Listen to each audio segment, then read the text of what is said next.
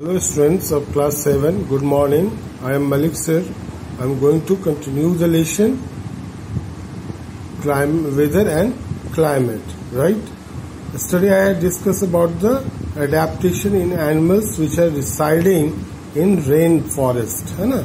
कल मैं आपको जो पीछे हम लोग डिस्कस कर रहे थे एनिमल्स के एडेप्टेशंस के बारे में जो आपको रेन फॉरेस्ट में रहते हैं। तो एलिफेंट की बात किया था मैंने, बिग कैट्स में कौन कौन से फीचर्स हैं, रेड आइड फ्रॉग में कौन कौन से फीचर्स हैं, है ना।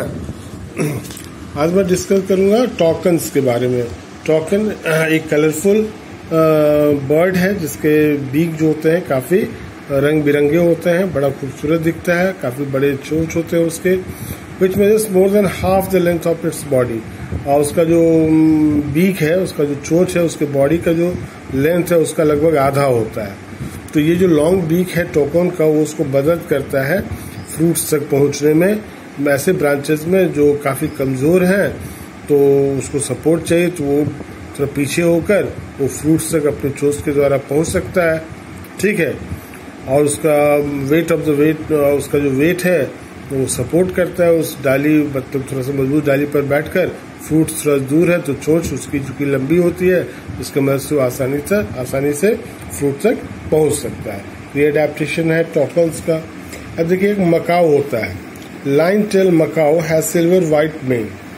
एक है ना, यहाँ देख रहे हैं, ये मकाऊ का है फोटो, ये बंदर की तरह दिखता है, लंगूर की तरह। ये लाइन टेल मकाऊ है, बियर्ड एप है, ठीक है, दाढ़ी होता है इसके पास। तो द लाइन टेल मकाऊ है सिल्वर व्हाइट मेन, मतलब उसकी दाढ़ी जो मेन जो दाढ़ी जैसा या गर्दन पर जो बाल होता है ना, उसको मेन कहते हैं। तो कैसा होता है, सिल्वर व्हाइट होता है। Which surrounds the head from the cheek down to its chin, तो उसके चीक से लेकर चीन तक उसको घेरे रहता है। This gives this monkey it's German name beard app, और इसके कारण से इसका नाम जो है बियर्ड एप भी कहते हैं इसको, ठीक है। अब ये देखिए, head has a black tuft at the end similar to a lion's tail, और उसका लाइन का टेल जैसे होता है ना, बिल्कुल उसी तरह से उसका आपको दिखता है tuft. It feeds mainly on fruits, ये आपको मेनली क्या खाता है, फ्रूट्स खाता है, सीड्स खाता है, ठीक है। यंग लीव्स, जो नए नए पत्ते निकलते रहते हैं, उसको खाता है, स्टेम्स को खाता है, फ्लावर्स को खाता है, एंड बर्ड्स को खाता है, ठीक है। It also eat insects found under the bark of the trees. Trees के बार्क में जो इंसेक्ट वगैरह होता है उसको निकाल के खाता है। क्योंकि since it is able to get sufficient food from the trees, on the trees पर ही इसको सारा खाना उसको उपलब्ध होता है, तो बहुत रेयरली ही वो, मतलब कभी कभार ही वो प्लांट से या ट्री से नीचे आता है, ठीक है। It rarely comes down on the ground and spends a major part of its life on the trees. अपने जीवन का अधिकांश हिस्सा जो है वो पेड़ पर ही बिताता है, नीचे आने की उसको जरूरत नहीं है, क्योंकि सारे उसका जो सारा खाना का जो रिक्वायरमेंट है वो आपको कहाँ से पूरा हो जाता है, ट्रीज के ऊपर से ही प्राप्त हो जाता है। इसलिए कभी कभार ही वो उससे नीचे उतरता है। अब देखिए मंकीज में अडेप्टेशन देखिए, monkeys are well adapted to live on the trees.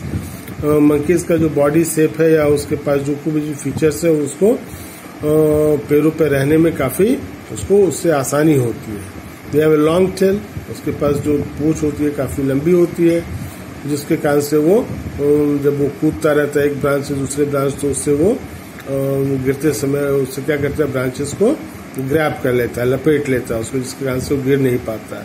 There hands and feet are such that they can easily hold, और उसके जो फीट और हैंड्स इस तरह से होते हैं आसानी से ब्रांचेस को पकड़ के रख सकता है। They have opposable thumbs which allow them to grasp small thing. इस तरह से हमारा अंगूठा देखते हैं हम लोग उसको सटा पाते हैं, उसी तरह से वो भी कर पाता है, जिसके कारण से किसी भी चीज को वो होल्ड करके रख सकता है। तो ये सारे अडेप्टेशंस थे जो जानवरों को जहां वो रहता है उसमें रहने में उसको मदद करते हैं।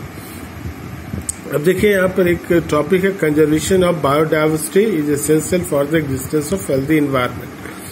तो जो बायोडाइवर्सिटी है उसको कंजर्व करने की जरूरत है, और वो काफी जरूरी भी है अगर हम चाहते हैं कि existence for the existence of, अगर हेल्दी इन्वायरमेंट हमारे चारों ओर एग्जिस्ट करे, जो हमारे लिए काफी जरूरी भी है, तो इसके लिए जरूरी है कि हम बायोडाइवर्सिटी को किसी भी तरह से डिस्टर्ब नहीं करें, बल्कि उसको कंजर्व करें, संरक्षण दें उसको।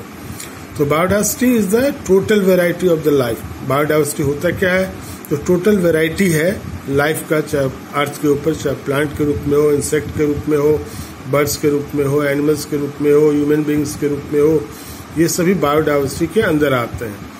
तो इसमें जो अलग अलग जो प्रजातियां हैं यूनिक है, natural world, and can not be replaced, और उसको रिप्लेस, उसके जगह दूसरे को नहीं लाया जा सकता है।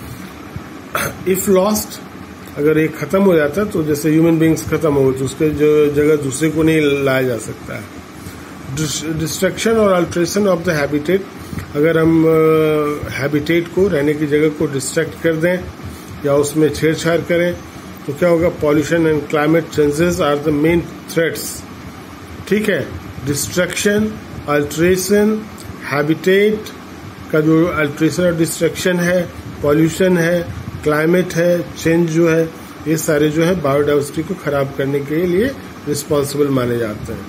तो इलीगल कॉमर्शियल हंटिंग जो है, जो गैर कानूनी रूप से जानवरों को मारना है, इसके कारण से बहुत सारे जो स्पीसीज हैं पृथ्वी पर से गायब होते जा रहे हैं। इसलिए उन स्पीसीज को बचा के रखना जरूरी है। Protecting the species in their natural habitats, जहां वो रहते हैं वहां पर उनको सुरक्षा प्रोवाइड करनी चाहिए। पार्टिसिपेटिंग इन कंजर्वेशन प्रोग्राम, हम लोगों को जो इस तरह के प्रोग्राम अगर चलाए जाते हैं सरकार के द्वारा, चाहे एनजीओज के द्वारा, उसमें बढ़ चढ़ कर हिस्सा लेना चाहिए। बाय क्रिएटिंग अवेयरनेस, लोगों में जागरूकता फैलाना चाहिए, है ना, पोस्टर्स के द्वारा, नुक्कड़ नाटकों के द्वारा, सोशल मीडिया के द्वारा, कंजर्वेशन ऑफ बायोडाइवर्सिटीज के बारे में और उसके इम्पोर्टेंस के बारे में। Abiding the laws formulated by the government, और गवर्नमेंट ने जो कुछ भी नियम कानून बनाए हुए हैं उसको भी मानना चाहिए। ठीक है, इस तरह से ये चैप्टर आपका आज खत्म हुआ। कल से मैं इसके क्वेश्चन आंसर आपको देना शुरू करूंगा। ठीक है, इस पूरे चैप्टर को एक बार मनोयोग से मन लगाकर एक बार खुद से पढ़िए और देखिए आपने क्या समझा है। Thank you, have a nice day.